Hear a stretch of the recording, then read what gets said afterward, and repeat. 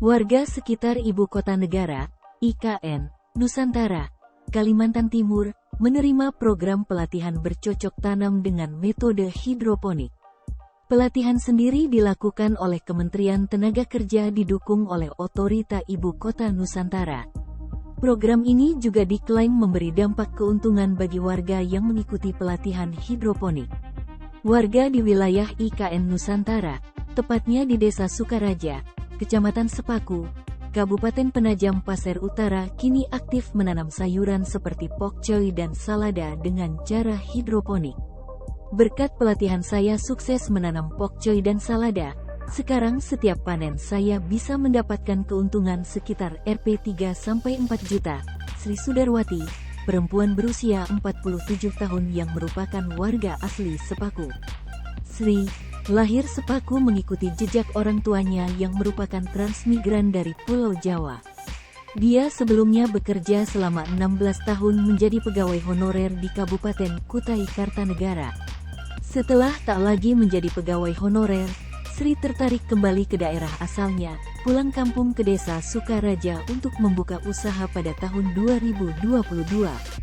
Sempat bingung, Sri akhirnya memutuskan menanam sayuran secara hidroponik. Karena rumah saya berada di wilayah IKN, selain ingin merawat orang tua, saya melihat ada peluang usaha. Awalnya hobi saja, alhamdulillah Juli tahun lalu ada pelatihan, lalu saya ikut, terangnya. Sri mengatakan, dia kini tidak sendiri, bersama 32 warga lainnya. Dia mengikuti pelatihan berkebun hidroponik tahap pertama pada Juli tahun 2022. Pelatihan ini digelar untuk meningkatkan kompetensi masyarakat, upskilling. Pelatihan untuk masyarakat lokal bertujuan agar selain bisa berpartisipasi dalam pembangunan IKB Nusantara, juga merasakan langsung manfaatnya secara ekonomi. Selain keterampilan hidroponik juga ada pelatihan lain seperti menjadi barista, menjahit juga membuat kue dan roti. Diakui Sri, warga yang tertarik ikut pelatihan hidroponik cukup banyak, karena selain relatif mudah dan tak perlu modal atau area yang luas. Awalnya coba dengan satu meja dulu, ternyata bisa mendapatkan 1 juta rupiah, lumayan juga. Sejak itu saya semakin serius untuk mengembangkan dan mengajak teman-teman lain, yang warga sekitar sebanyak 12 orang, terangnya. Kemudian para petani tergabung dalam kelompok hidroponik Nusantara memasarkan sendiri hasil kebunnya ke pasar Sepaku. Awalnya para pedagang menolak karena harganya cukup tinggi dibandingkan sayuran yang non-hidroponik. Para petani menjualnya seharga Rp8.000 per pek, isi sayuran dari 3-4 lubang tanam. Perlahan, hasil kebun diterima dan laris, bahkan mulai terasa sulit memenuhi permintaan pasar. Menurut Sri, pesatnya pembangunan IKN Nusantara semakin banyak pekerja yang datang membuat kebutuhan sayuran meningkat, inilah juga yang membuat permintaan meningkat. Potensi pasar masih besar, ada kebutuhan salada di Balikpapan yang belum bisa dipenuhi, ada permintaan 100-200 pak setiap hari.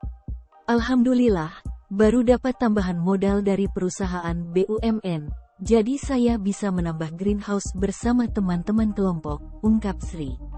Ketua Kelompok Hidroponik Nusantara Misno Prasetyo mengatakan, potensi pasar di wilayah Nusantara memang kian meningkat seiring pembangunan Ibu Kota Nusantara.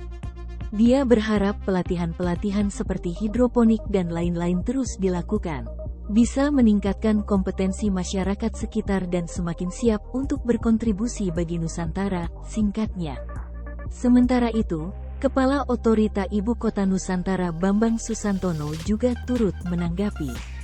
Dia mengaku senang dan mengapresiasi dengan suksesnya pelatihan yang dilakukan untuk meningkatkan kompetensi, upskilling, terutama bagi warga yang kini berkebun hidroponik. Hal ini disebutnya sesuai harapan dan tujuan bahwa kehadiran Ibu Kota Nusantara untuk memberdayakan masyarakat serta meningkatkan pertumbuhan ekonomi. Dia turut memastikan berbagai program pelatihan yang dilakukan oleh Kementerian Tenaga Kerja serta didukung pihaknya untuk pemberdayaan masyarakat akan terus berjalan. Program tersebut terus ada dan beriringan dengan pembangunan IKN Nusantara, sebutnya.